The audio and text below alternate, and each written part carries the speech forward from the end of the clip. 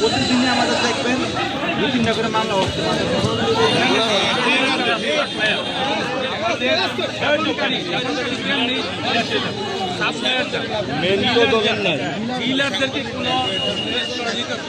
অবশ্যই আমরা সব ডিলার যারা ব্যবসা করে সবার বিরুদ্ধে আমাদের মাদক বিরুদ্ধে অভিযান করতেছে।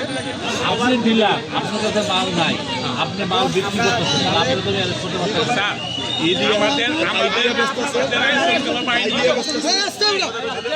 আমাদের আইন শৃঙ্খলা বাহিনী যথেষ্ট এই বিষয়ে যথেষ্ট তৎপরতা রাখে একটা মাদক যে কোনো ক্রাইমের আসামিকে ধরার জন্য, এটা আমরা জানি। কিন্তু এখানে এই বিষয়টা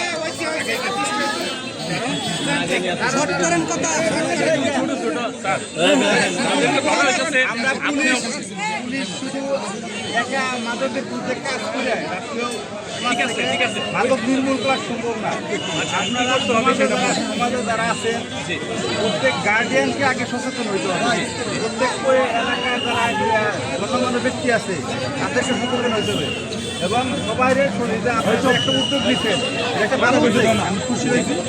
মাদকের বিরুদ্ধে মানববন্ধন স্লোগান দিচ্ছেন, এটা একটা ভালো উদ্যোগ।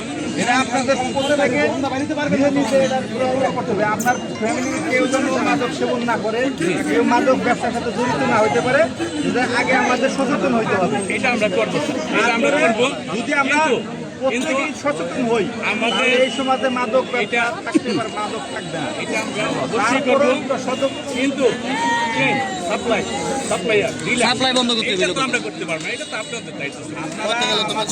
যারা মাদক ব্যবসা করে ডিলার আছে তাদের সম্পর্কে আমরা তথ্য দেন আমাদেরকে, অবশ্যই স্যার এটা এই কথাটা কিন্তু ঠিক না।